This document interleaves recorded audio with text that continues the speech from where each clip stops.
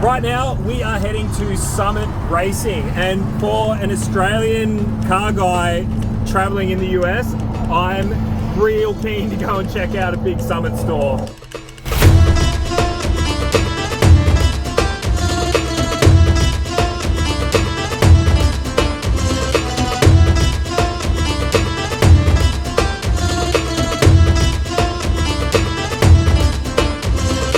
I've done a lot of shopping on Summit myself, but I've obviously done it all online.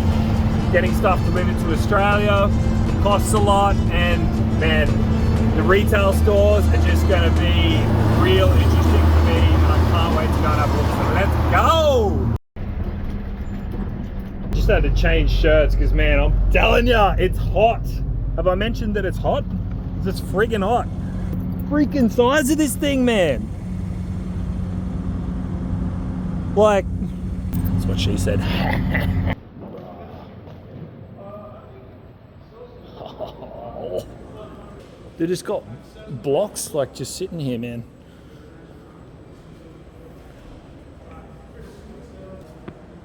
So I remember VS Racing from way back in the day when I was watching Sloppy Mechanics on YouTube, and VS, or Varun Singh, was selling turbos to this guy for like real cheap. Dude, that's crazy. And now they're like in Summit. It's hectic.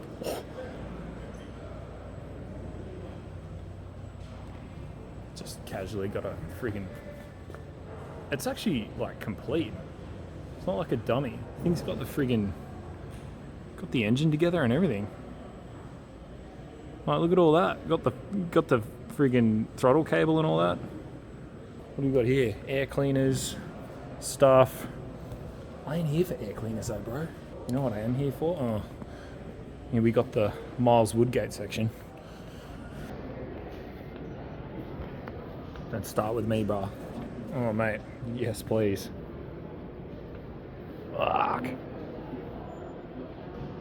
You know what they should do? They should lock like 2 or 3 groups of people in a Summit like overnight, and just say, using stuff off the shop floor, like, build something. Just build an engine overnight or during the day, like whatever, and then fire the dog up in the morning. Like, that'd be sick. I would do that. I would 100% do that. I'd build an LS and I'd put the rod caps on, not the rod caps, I'd put the main caps on the wrong way and shit and have to redo it. It'd be golden content. Plus if you're using stuff from the shop floor, like, I don't know, it's just even better. It seems rather small in here for like how big I thought it was going to be. Like, we're at one end, and then it's not. You know what I mean? I don't know. Anyway, let's carry on. Oof! Have we got the dome tops on them, brah? Oh, yeah, for a 5.3. There we go, brother. We don't need anything, do we? Do we need anything? I don't know. Accumulator? What's the... Oh, that's just the mounting kit. What are they? 300 US? I mean, shit, if you want an accumulator, like... I'm guessing that's the cheap. Oh, look at the carbies, bro. See what I mean? This is like peak. This is peak performance. All you EFI guys, mate, you got no idea. I'm telling you. You don't know what's up. See this? See this? That's how you get a girlfriend, mate. Alright? All you single blokes out there, build a tunnel rammed engine. Look at that. One high ram for Holden V8. Fucking sweet. Look at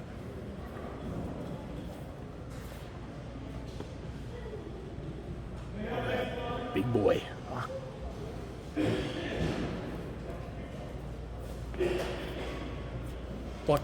Like, you're not gonna put that on there. You get me? Like, come on, bro. Come on, bro. You know you can do better than that. Here we go. Here's the department. Hey, look at that. Stick some EFI on it. No, I need to shut up about EFI. It's not too bad. And I like how tunable it is and that. One day I probably will have an EFI car just because of that fact alone. You just get blowers. Look at the fuel pumps, brah. Yes. 900 US. So, yeah, it's about $20,000. And they do have a lot of Magnafuel shit here, though.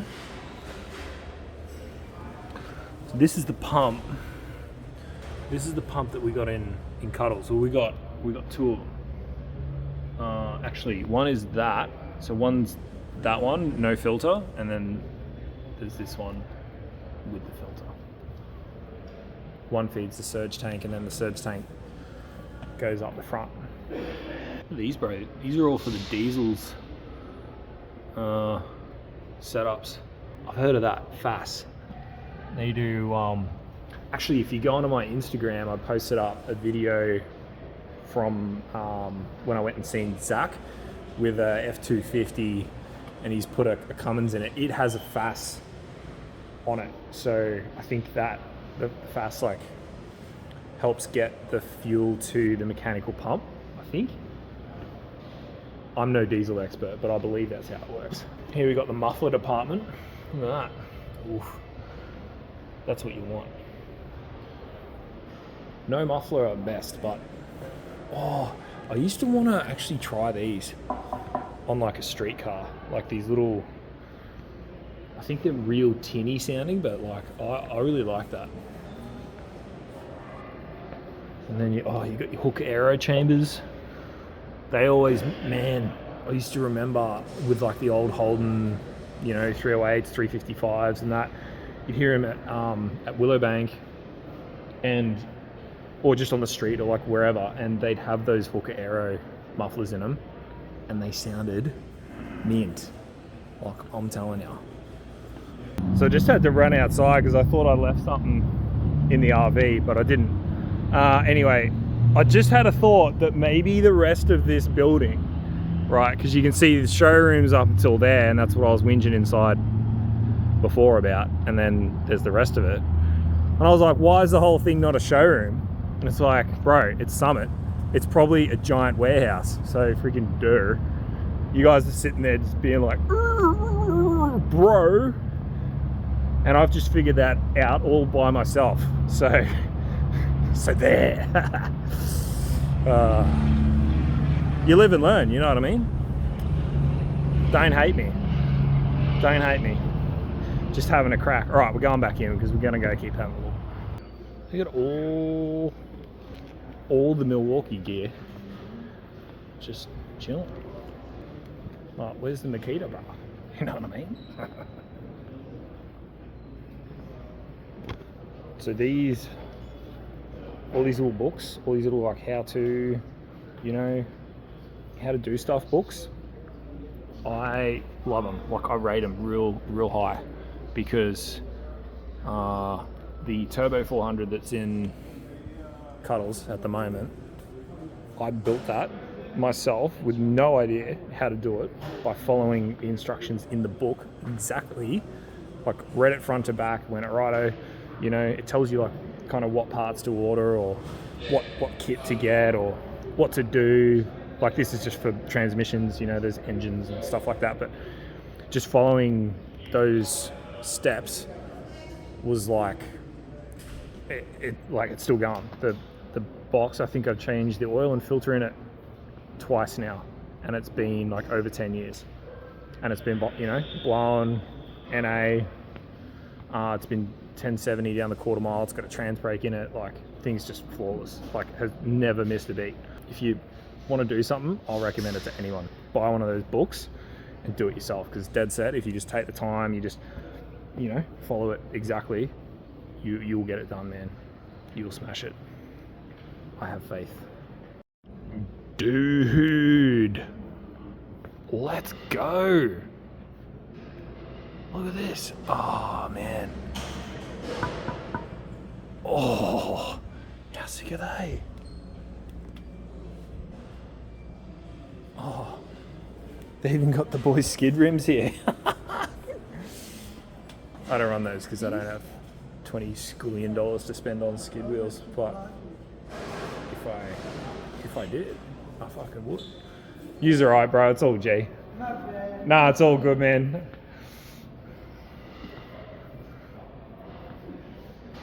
Look at that.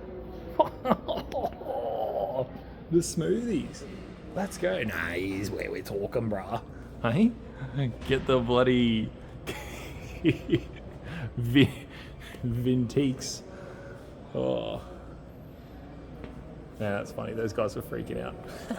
They're like, oh, he's recording. It's like, bro. It's the USA. It's the friggin' Department of Recording Yourself, bro. That's what it is. That's what it's about.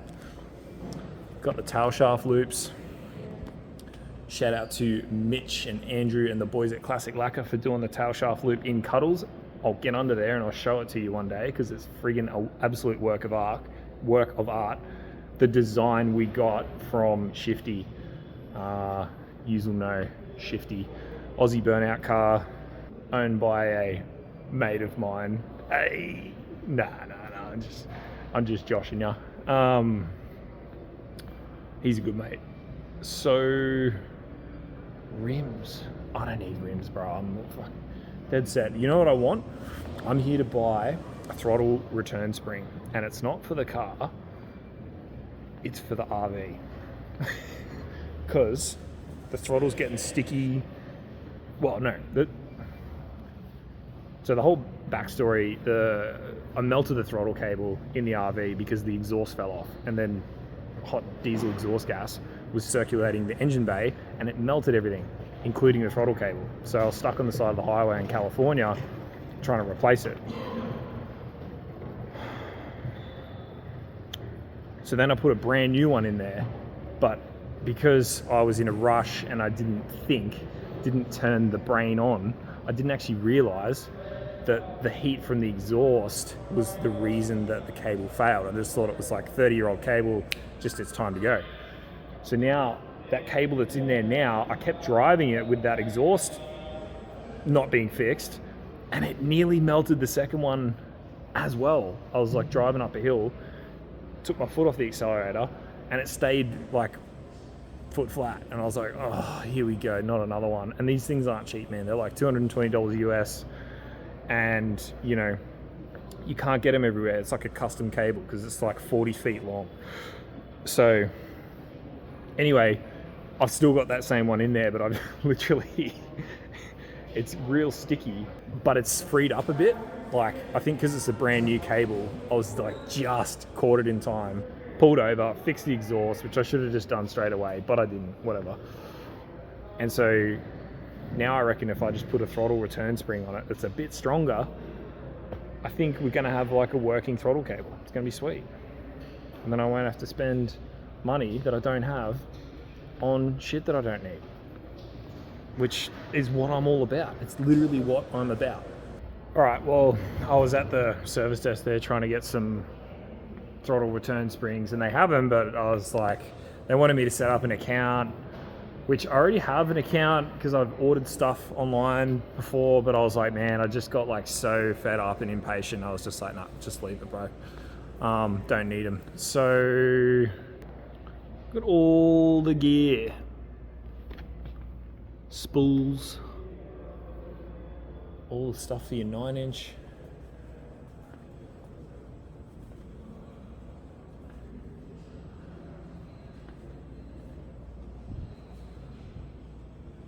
Big Daddy housing. Okay, no. Transmission stuff. Those reed cases. How much are they? Doesn't say. Probably because it's super duper expensive, I would say. That's pretty cool. Engine oil thermostat.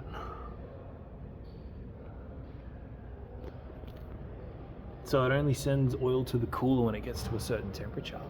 That's a good idea. That's a really good idea. More trans stuff here. Clutches. We don't worry about clutches. You know what I mean?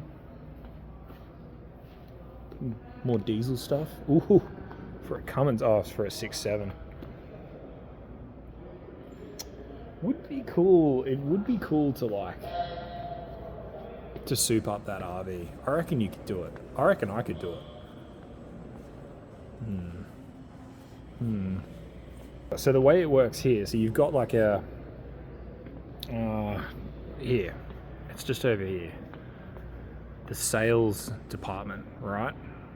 So in there they've got a bunch of guys that are, well, you can't really see, but you can see that computer screen up in the center of the screen there. Those guys look up parts for you just on the Summit website, and then you place your order, and then they've got people out the back who go and pick your stuff. Like, so there's a whole bunch of people sitting there waiting. There's like a big order screen up there, right? So there's your order screen. So you place your order, they go out the back, they find it, pick it, make sure it's the right thing, and then bring it out to you. That's how it works. So you can't just come in here and buy stuff. You've got to sit there and wait. Ooh. I was looking at these three-way adjustable competition engineering shocks, because I think they're pretty good value, man, and they fit on the back of the Commodore, because I was wanting to stiffen it up, you know what I mean? You know how I like it stiff. Oh, just walk out with these. You literally just pick that up and just go. I wonder if it's got anything in it. It's pretty heavy, and I'm carrying a camera, so it's probably not going to work. What else they got here?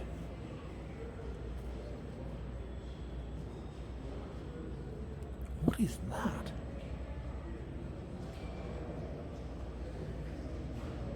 Friction lock fasteners. I've got a mate who would love those. He loves all that fancy gear, and it's 12 point, so he'd definitely buy those.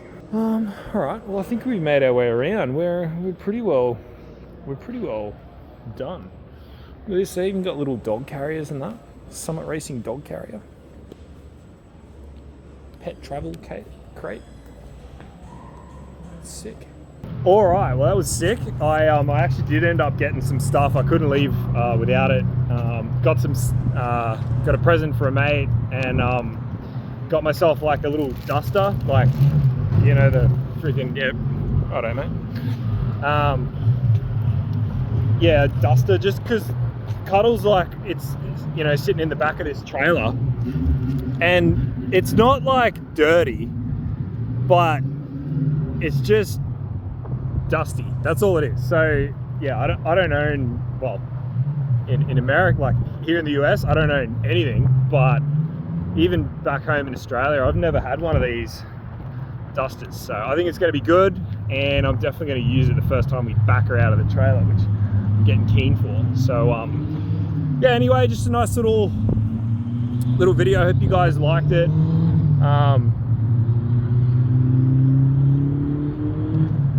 That Honda is turboed. I can hear it on the bloody highway. That's sick. Very restrained, not making a pull. I definitely would. Anyway, thanks so much for watching, guys, and yeah, like I said, I hope you enjoyed that. And you know, it's not every day that you get to come to a big Summit warehouse in the US, and I, for one, I didn't know that that's how it worked. I thought it was like just going to be a massive showroom that you could just go and pick what you want and walk out with it, sort of thing. But yeah, I think the way they've got it working there is actually pretty good. I was just like super impatient today, and I didn't want to deal with waiting in line and stuff like that to go and to go and buy stuff. Not that I was even going to buy stuff. So now I'm just waffling. But yeah, time to get back into this thing, continue the trip. We're going down to Robertsdale, Alabama, and down there is where the head office for SP Tools is. So we're going to stop by in there and say good day to those guys. So yeah, make sure you are subscribed and follow along for the journey. Like I said, half adventure, half burnout. So strap in, because there's definitely a lot of both coming up. And I'm itching for a skid actually. So yeah, we're gonna jump on the highway now. We're gonna head back down. It's about a 12-hour drive to Alabama. So I'll try and get on the highway, stop at a rest stop somewhere, and park up for the night, do some editing, stuff like that. But yeah, thanks guys. And if you like this sort of stuff, make sure you subscribe. If you can, if you want to subscribe, definitely subscribe, because yeah, I plan on making this content for a long time to come. So yeah, anyway, talk to you. See you on the next one.